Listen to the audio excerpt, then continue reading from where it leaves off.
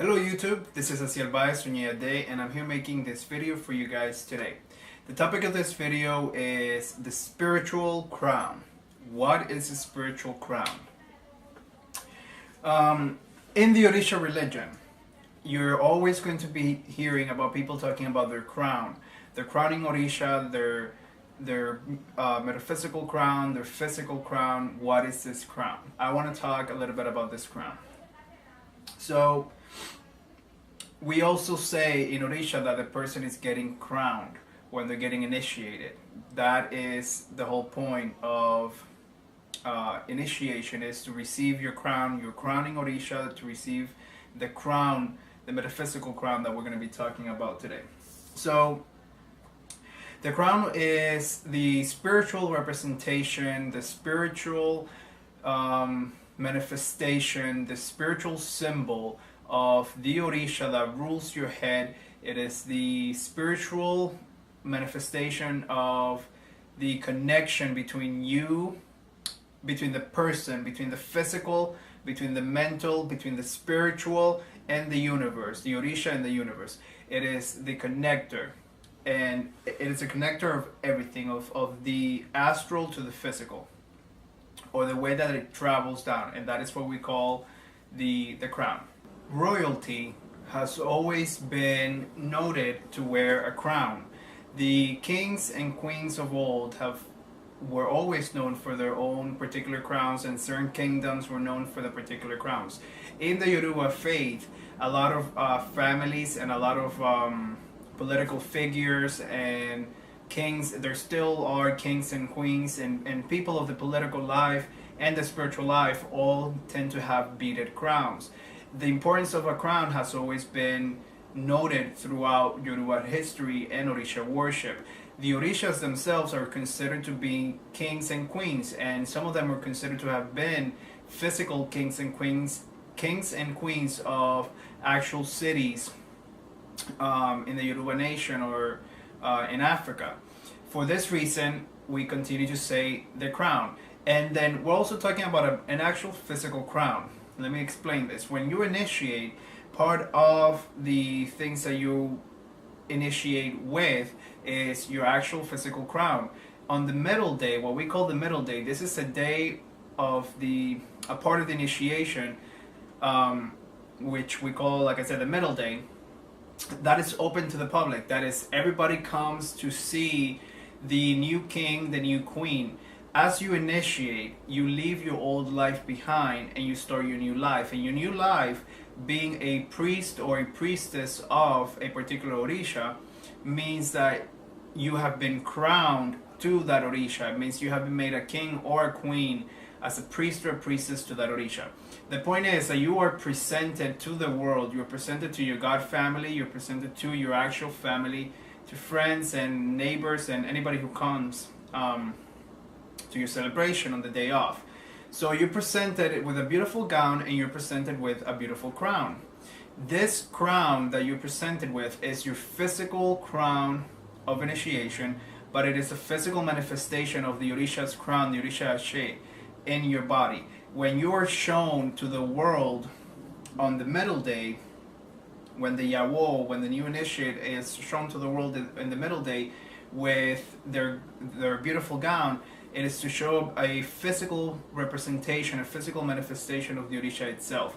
And that is all transmitted through the crown.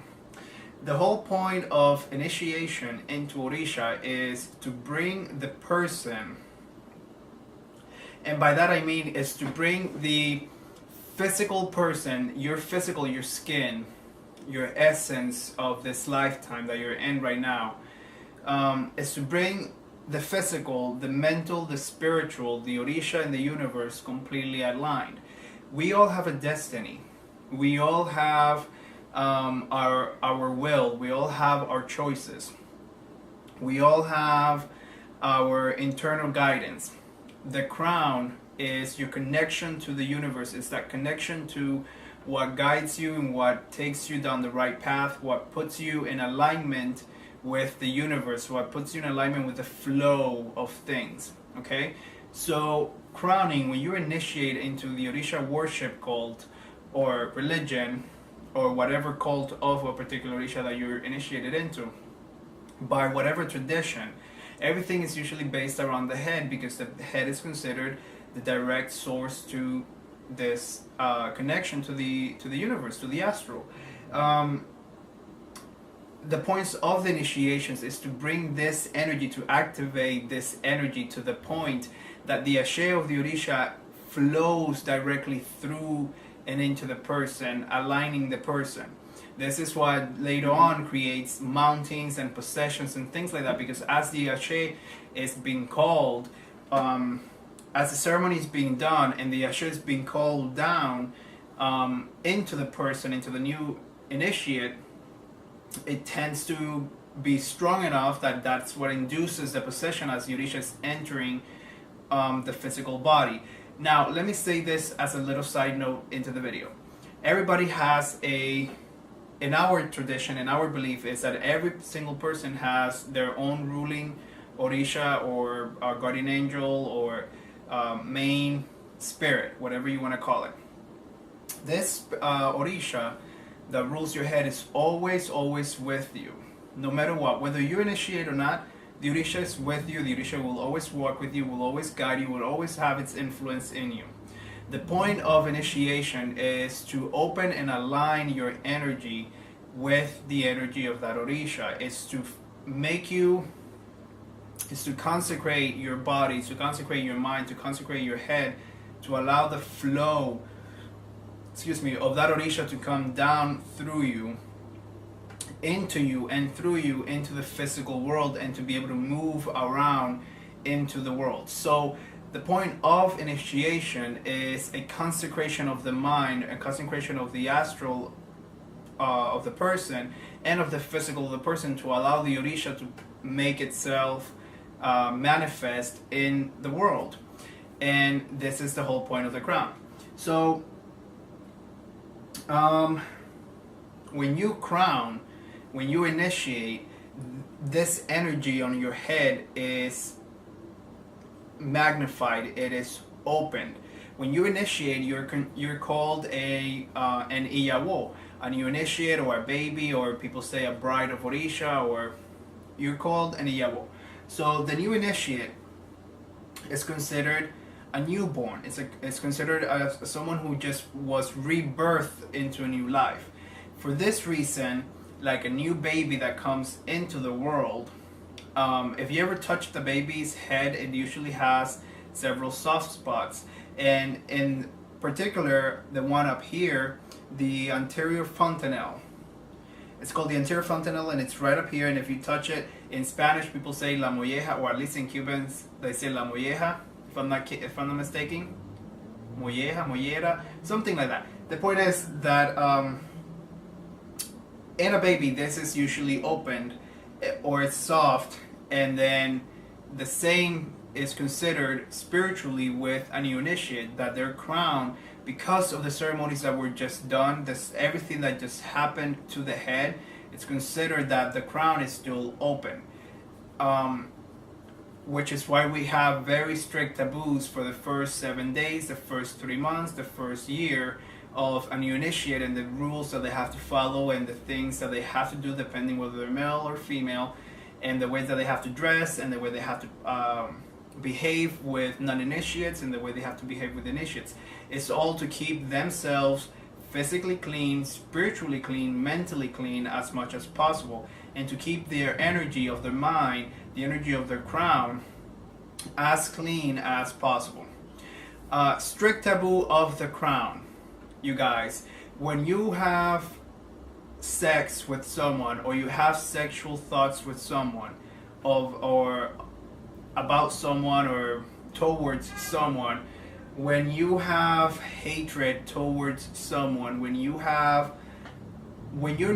not being truthful, you're not supposed to touch the crown. When you feel that someone is not being truthful to you, when you feel that someone is not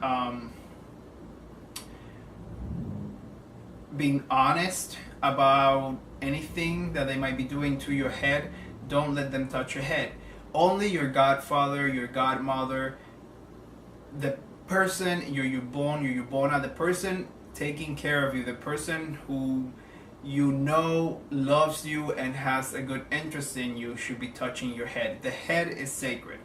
The head, like I said, is the connection of the physical to the spiritual. So what I mean by that, there's strict taboos about people who have sex and or are somehow sexually intimate with each other. There's no touching of the head when it comes to spirituality. There's nothing wrong with touching the head, like, you can touch the head of anybody. There's nothing wrong with that, but not spiritually, and there's a difference. And that means that doing ceremonies on the head of someone, that's the no-no. You can touch the head, you can touch the hair, you can do whatever, but you don't touch the head in ceremonies. Like when things are being done, when prayers are being done, when whatever is being done, someone, if you have sexual thoughts towards someone, if you know that this person has sexual thoughts towards you, if you've had any sort of interaction sexually and or altercations, you do not let that person touch your head. This creates conflict energetically and is considered like spiritual incest, I guess, to some extent.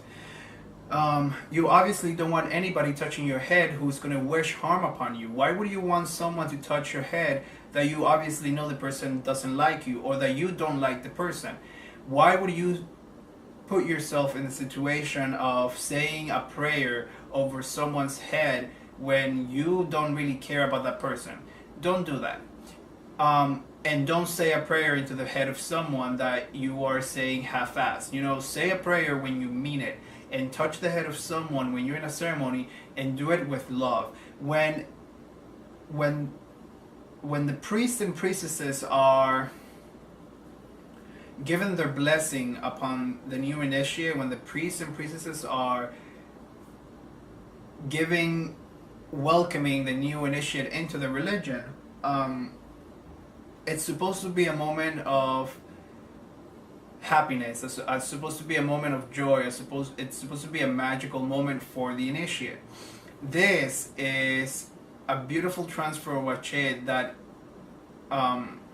expands the mind, expands the spiritual, and starts to connect the person with their ancestors, with their Orisha, with all the people who are in their ceremony. So the head is extremely important. The crown is extremely important.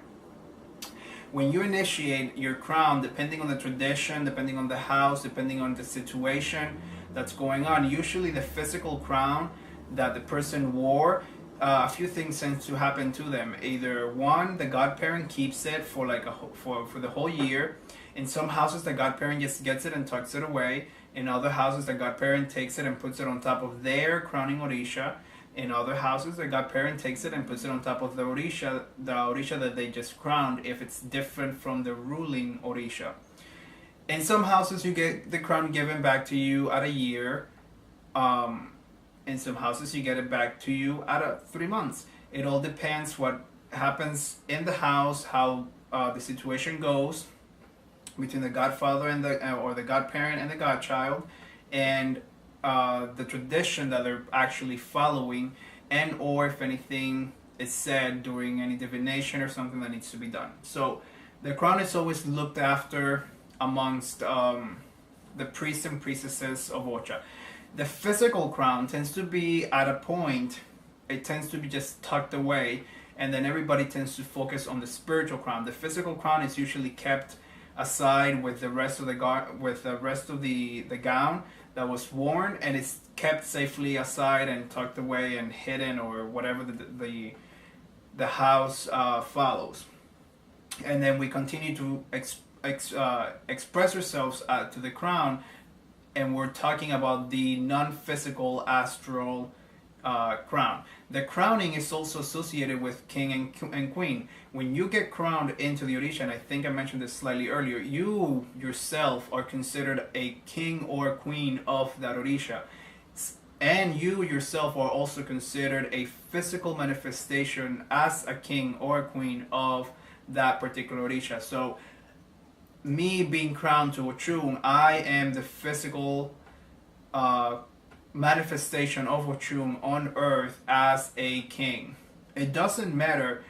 It does not mean that I'm Ochun. I'm still me, but Ochun flows through me. Now, let me tell you guys something. The crown is also a sign of humility. It is something that you humble yourself to.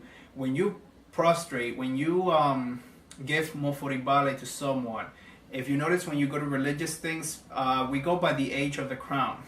You can be 5 years old and still be older than someone who's 50 years old, because we go by the age of ocha, not by the age of legal. We go by the age of your initiation, how many years of initiations you have. When you are younger than someone else, you prostrate to that person. Every person has to prostrate to someone. There's always going to be someone who is older than you.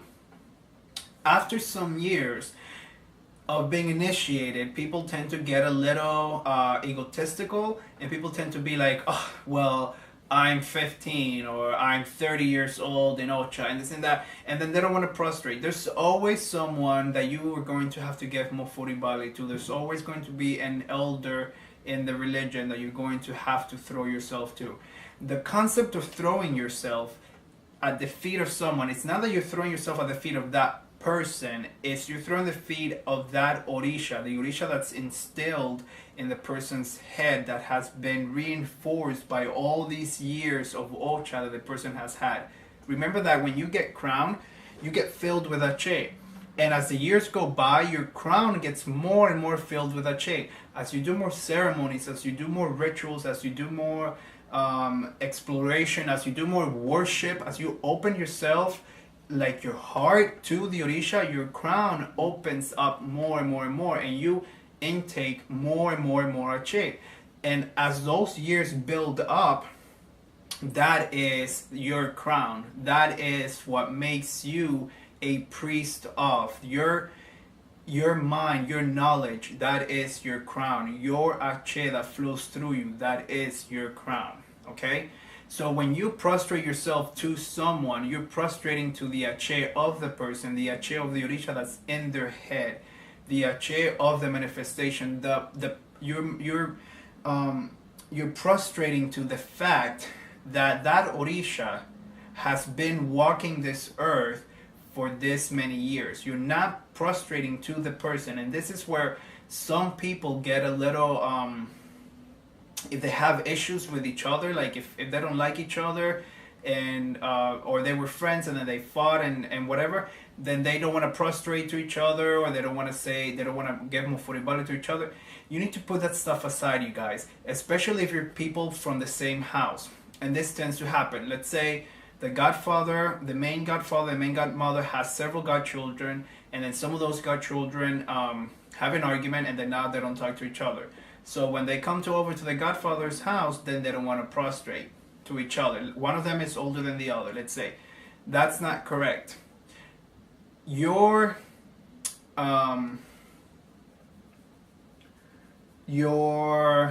what's the word I'm looking for? Your physical interaction with other humans have nothing to do with your spiritual interaction with those humans. Those two things, your emotions towards this person, are not to be brought into the bodum when you're doing a ceremony. If this person is older than you and you don't like them, you still have to just put it past you, the fact that you're not prostrating to them. If you're prostrating to the orisha, if that person is egotistical enough that then they want to pull the age card on you, and let me make this clear, if this other person, if you know that you and them are having an issue, and then they come up to you and you feel like they want to humiliate you, okay, by making you prostrate on the floor at their feet, then you should do it. And when you get up, you have every right to say maferefum, and then the orisha of that person's head, and you tell them, I'm prostrating to the orisha, not to you. There's nothing wrong with that. Sometimes after years, people get egotistical, and I already said that, and then they start to pull the age card, and then they start to show, if they have issues with someone who's younger, they start to pull the whole hierarchy in the religion. Although we do have hierarchy, the hierarchy only references to the age of ocha. It references to your status in the years, and what you have accumulated, or what you have grown, what you have learned, your acheda has built up. That is what the person is supposed to be honoring by giving Moforibali. That is what the crown stands for. Although we're speaking about the physical crown, we're speaking about the physical head, we're speaking about Ori, we're speaking about the knowledge, everything that has come spiritually to that person, that goes in through their crown, that goes into their mind. That is what you're always going to be referencing to ultimately when we're speaking about the crown. Obviously, the person who crowns you, your godfather, your godmother, the person who initiates you into the religion, you and that person create such a strong bond that it's beyond belief, the strong bond that is created. This is why in another video I've always told people that when you choose someone to crown you, you need to be sure who that person is, and you need to be sure that you agree with that person. Don't pick just any random person. Make sure that you like them, make sure that you love them, make sure there's genuine feelings between you and them of love and of spiritual love and of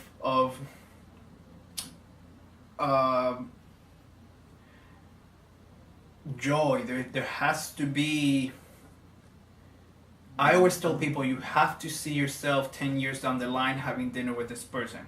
If you can envision yourself with your godfather, with your godmother 10 years down the line, having dinner and laughing and joking and picking them up and you know, doing whatever and helping each other out, then you're kind of down the right path with that person.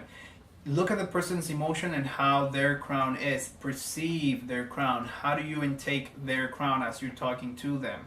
And then decide whether or not that person is right for you. Then proceed on with the traditions of the house. But the point is that that person that's crowning you and you are creating such a strong bond that is a lifelong bond / beyond lifetime, okay? So that is a bond that cannot be broken. Even though it tends to happen a lot of times that godparents and godchildren tend to have fights and then they'll split. This is unfortunate, but it happens very, very often in the religion, and it usually happens because people are not listening to what I'm saying, that they need to pay attention to whom is crowning you. The point is, when this happens, it doesn't matter. That person still is your godfather or your godmother, and you're still going to have to prostrate to that person, and you still have to give Moforibale to that person. And again, I'm not saying to the person, I'm saying to the Orisha, the flow of the Orisha that flows through that person, the essence of the Orisha that flows through that person. The ego is the personality that people tend to build up. You don't care about the ego, you care about the Orisha, that the energy, the Ashe, the spiritual essence that flows through that person. And that is the crown of the person. The head is always kept covered, and in Osha we use like these little hats, like chef hats and whatnot. So we use those hats to cover your head. The point of covering your head is to keep, when you're in ceremonies, depending on the ceremony, there's things that might be happening, there's energies that might be going on. So you want to keep your head covered so that no negativity comes to you. Sometimes there's osobos, sometimes there's divination, and sometimes there's osobos that get marked. So people say that so your head doesn't become heated, you have to keep it covered. When you're walking on the street and your head is uncovered, if you're something might be going on and your head will pick it up like energetically, and this later on causes stress or causes attraction of negative energies, or what we call osobos or whatever. The energy is always to be kept covered, and in ceremonies, like I said, you always cover your head. Another reason is that sometimes when energies are coming down, if the head is covered, it's easier for the energy. If you're trying to avoid a mounting, it makes it easier for the energy not to come through, and or for the energy to be kind of dissipated a little bit, for you to have a bit more of consciousness before you go on the procession. Some people don't like procession, some people like procession. So it depends. So it kind of works as a filter also. It works as a filter for the other people's negativity that might be there. Again, if you're doing a ceremony with, first of all, you shouldn't be doing a ceremony with anybody that you don't like. But if you are in the room with someone that you don't like, and energies are being thrown and called and sung out, or called through songs and whatever, you don't want that person's energy. If something is happening to that person that you don't like, let's say that you don't like X person, and that person starts to go into a possession, as the possession begins, obviously that person is going to release Ache, that person is going to release energy, and that energy is going to be hitting everybody else in the room. Having your head covered protects you from that energy hitting you astrally. So if it's someone that you don't like, obviously you don't want their energy mixed with your energy. There's many other reasons why the head gets covered. Those are just simple ones that I can think of right now that I have written over here. If you want to refreshen your head, we have something called ebori, which is a feeding of the head, or what we call roación de cabeza in Spanish. In English, here, especially in Miami and like New York and whatnot, we've started saying rogation of the head. Like people just make the Spanglish mixture, and I don't know if rogation is an exact English word. I personally haven't looked it up. I really don't care. But the point is that we say rogation of the head in English as we translate it, and that pretty much is prayers and things, prayers and songs, depending on the person doing your ebori, and libations that are given to your head, and depending on the ebori and the reason for the ebori, it might vary a little bit depending on the house or situation, why it's being done and what is the purpose behind it. So it might vary with ingredients, it might vary with what gets done, or the way it gets done. The point is, ebori is to feed your head. It's a way of feeding the crown, or it's a way of bringing the crown back to balance when it's been out of balance, or when you feel like it's been out of balance. It is a way of feeding your inner self. It is a way of feeding the ori of the person, the energy, the inner self of the person. Ebori can be done, or cleansings of the head can be done with like coconut water. When you crack the coconut, you can pour that water, and that refreshes your crown, that refreshes your mind, that refreshes your head. So fresh coconut water. Ebori is another one. Depending on the situation, you might wash your head with certain herbs that belong to your orisha. Let me tell you guys this. When you do spiritual baths, and I'm going to make a video about this, you do spiritual baths from the neck down. So in our tradition, from the neck up is for the orisha, and that will be for the herbs of the orisha only, following any taboos and whatnot. I want to warn you guys to be very careful with the people, again, who touch your head. If the person is cunning enough, if the person is wise enough, if the person has Ache enough, someone who has had access to your head, especially someone who has had access to your head physically already, like someone from your Ocha family or whatnot, someone who's cunning enough and has Ache enough can start opening your head and dropping things into your head. This is again why you need to be very careful with whom touches your head and what gets done to your head. Someone who has had magical, religious, astral access to your head can energetically retouch your head again. And you want to make sure that this person never drops negative things into your head. There's spell work that if you are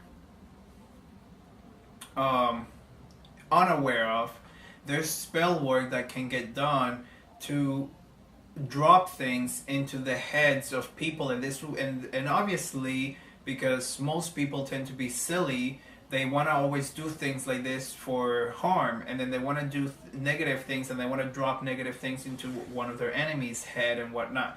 There's other times, so you want to watch out towards the people, again, that touch your head and whatnot, so that they don't become cunning enough to want to drop things into your head later on.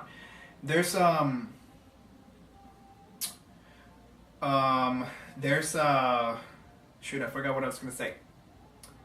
Dropping things. Oh, obviously you can do the same thing and drop goodness and blessings into the head of someone else. Um, there's no need to do certain things, and I feel like that's one of them. But there is a need to know how to do certain things and or to be cunning enough to do certain things, because that's how you can also protect yourself from people doing certain things to you. When you know the cure to something, you also know how to hurt with that particular thing. If you know the cure for a bacteria, then that means you know how to influence the bacteria and the disease or whatever. So everything has a double-edged sword. So you want to always be very careful with the people who touch your head, with anything that goes towards your head. Um,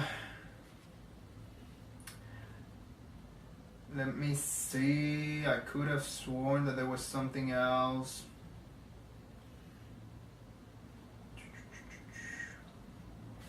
So the point is, the crown is the connection between the human, the physical, the astral, the spiritual, the orisha, the eguns, the spirits, everything. It is extremely important, and I want you guys to take care of your crowns. I want you guys to also respect your crown. The crown is also a thing of respect. The crown is what you portray yourself as, how you see yourself as, and this is what other people pick up from you. The energy that you are releasing, and it's a natural respect. Sometimes when you look at certain people, that you just naturally respect them. You naturally think of them in a fun way or in a nice way. And this is a manifestation of the crown. Not everyone is meant to be crowned. Let me rephrase this. In the tradition, in the religion, obviously everyone is meant, or everyone should get crowned, but not everyone is technically meant or required to get crowned. And this is always determined by divination. And certain people choose to get crowned out of love, and certain people choose to get crowned because of necessity. And everybody comes to Ocha with a different from a different point of view, with a different need.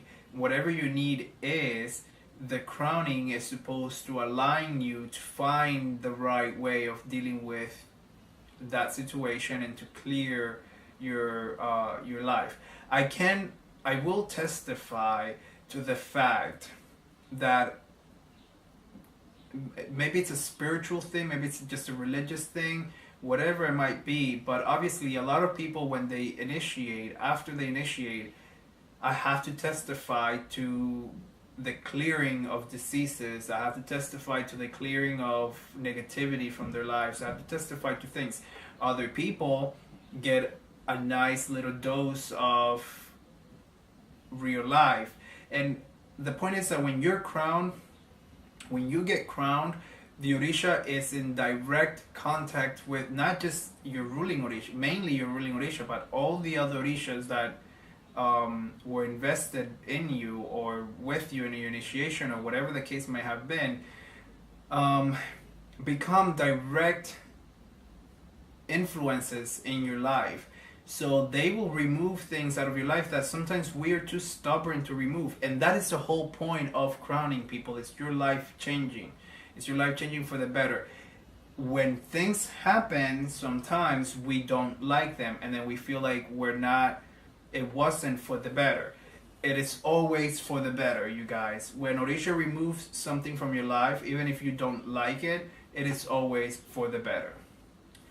Crowning is to align you, to make you walk your perfect path, not somebody else's perfect path. Not for you to be what somebody else wants you to be. You are to be you. And if you are given a crown, you are ordained. This is where the ego needs to be put down and the spiritual needs to be elevated. When you are ordained into the Orisha, you are a physical manifestation in this world, in this lifetime of that Orisha. It does not mean that you are the Orisha. It does not give you an excuse to think yourself, to be arrogant and think anything of yourself. It just means that you are energetically a conduit. A conduit? I think that's the word. I don't remember the word. But you are an actual cylinder. You are a flow of the Orisha. The Orisha flows through you. The Orisha flows through everybody. But when you get crowned, the Orisha really flows through you. Your mannerisms, your portrayal, everything is the Orisha. And obviously, every one of us with our own personality, on top of that being influenced by the Orisha, your point is to try and do the best that you can. We're all humans, and we all make mistakes, and we all say things that we will regret at some point. But the point is to learn from things, to learn from your mistakes. Why are you so afraid of making mistakes when you're learning from the mistakes? There is no point of being afraid. The crown takes you in direct path of your life, or it should take you in direct path of your life, of you learning to be whom you are, whom you want to be in this lifetime, to take you out of negativity. But if you choose to stay in negativity, that's your choice also. Hello. Anyways, keep your crowns clean, keep your heads secured. Make sure that the people that touch your head have good influences upon your life, that there are people that you love and that you respect, and that they love you and they respect you, and that there's admiration between all of you. And be safe. Be very spiritually safe. Think of the hat, think of protection of the head as spiritual protection against any disease. The same thing, you protect yourself sexually against any diseases. The same way you protect yourself physically, you're going to protect yourself spiritually, and you're going to guard all of the energy centers of your body, and you're going to make sure that your crown is always intact. Anyways, thank you so much, you guys, for watching. I hope that this video has influenced you somehow, has taught you something. I will make another video if I come up with something else. I could have sworn, I cannot think about it right now, but I could have sworn that there was another little topic or pointer that I wanted to make, but I can't think of it right now. But if I do, I'll just make a little side video and add it or whatever. The point is, thank you guys so much for watching. Remember to subscribe to my YouTube channel. You guys can find me on Facebook or through YouTube. And yeah, so thank you so much for watching. I enjoy making my videos. I enjoy receiving your comments and your messages and everything. And keep your heads clean, keep your crowns clean, keep yourself clean, and just simply be in alignment with yourself. If you become in alignment with your higher self, with that little voice inside you that tells you what to do that's right for you, if you become in alignment with that, girl, you're gonna get far. And I plan on getting far. So you know what? Far. Alignment. Let's get going. Let's get crowned and whatnot. So anyways, thank you guys for watching. Ache, to.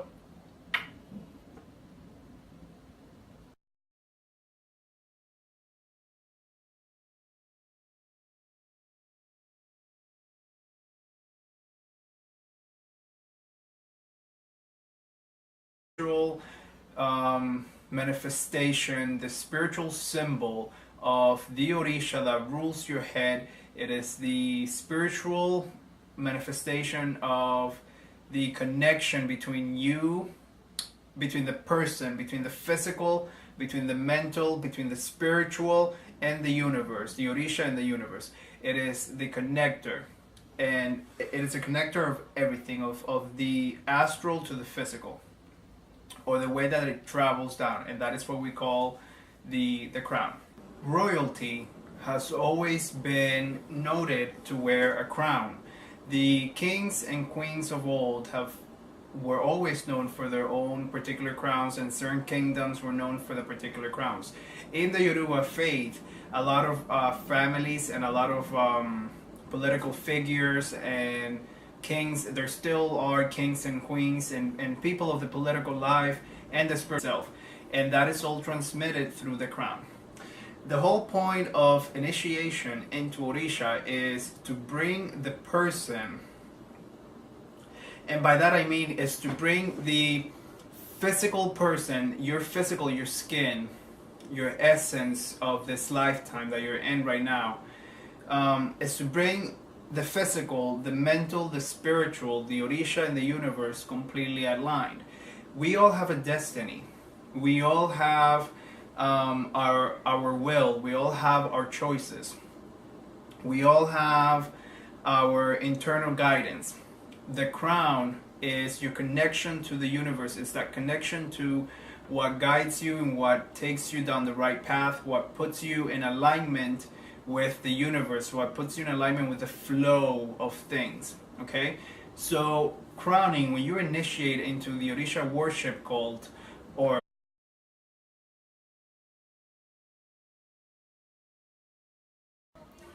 hello YouTube, this is Asiel Day, and I'm here making this video for you guys today.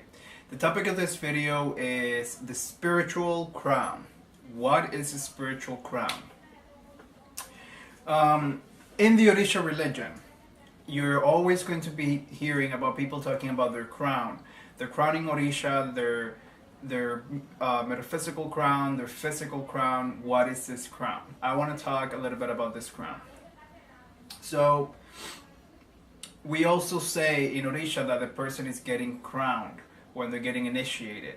That is the whole point of initiation, is to receive your crown, your crowning Orisha, to receive the crown, the metaphysical crown that we're going to be talking about today.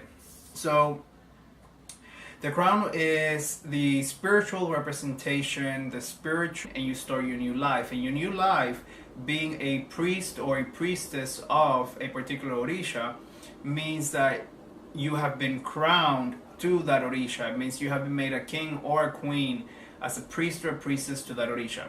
The point is that you are presented to the world, you're presented to your God family, you're presented to your actual family, to friends and neighbors and anybody who comes to your celebration on the day off.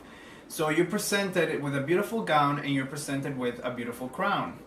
This crown that you're presented with is your physical crown of initiation, but it is a physical manifestation of the Orisha's crown, the Orisha Ashe, in your body. When you are shown to the world on the middle day, when the Yawo, when the new initiate is shown to the world in the middle day with their beautiful gown, it is to show a physical representation, a physical manifestation of the Orisha. Its spiritual life all tend to have beaded crowns. The importance of a crown has always been noted throughout Yoruba history and Orisha worship. The Orishas themselves are considered to be kings and queens, and some of them are considered to have been physical kings and queens of actual cities in the Yoruba nation or in Africa. For this reason, we continue to say the crown. And then we're also talking about an actual physical crown. Let me explain this. When you initiate, part of the things that you initiate with is your actual physical crown.